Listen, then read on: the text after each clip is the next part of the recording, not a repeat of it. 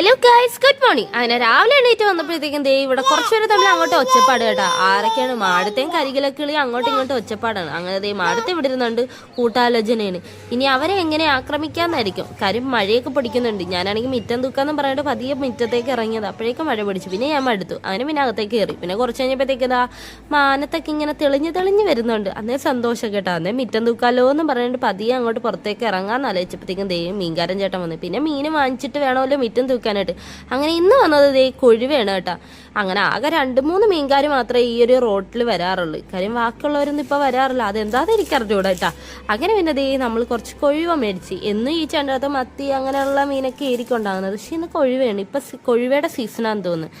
അങ്ങനെ പിന്നെ അമ്മ വന്ന് ദേ പാത്രത്തിനകത്ത് നമ്മൾ കൊഴുവയൊക്കെ മേടിച്ച് പിന്നെ അങ്ങോട്ടകത്തേക്ക് കയറി കേട്ടാ. അങ്ങനെ ദേ കയറി വന്നത് ഞാൻ പിന്നെ പെര തൂക്കാന്ന് ആലോചിച്ചു. പെര തൂത്ത് തുടക്കണമല്ലോ. അങ്ങനെ ദേ നിഹാരയാണെങ്കിൽ ദേ ഇവിടെ റെങ്കടം കളിക്കണം കേട്ടോ. ഇവളൊക്കെ എപ്പോഴും ഇങ്ങനെ കുറേ മാല ഉണ്ടാവും കയ്യിൽ. അങ്ങനെ പിന്നെ ഉച്ചയാകാൻ നേരത്ത് ഞാൻ ദേ ഒരു മീറ്റ് റോൾ ഉണ്ടായിരുന്നു. അങ്ങനെ മീറ്റ് റോൾ കഴിച്ച് തിന്നാൻ വേണ്ടി ജീവിക്കുന്നു. അതാണ് ഞാൻ കേട്ടോ. അങ്ങനെ അതെ കുറച്ച് കഴിഞ്ഞപ്പോഴത്തേക്കും ദേ മഴ പെയ്യാൻ തുടങ്ങി. അങ്ങനെ പിന്നെ വൈകുന്നേരം ആയപ്പോഴത്തേക്കും മഴയത്ത് നനഞ്ഞ് വേണമല്ലോ ഇനി പാല് പിടിക്കാൻ പോകാനായിട്ട്. അങ്ങനെ പത്രം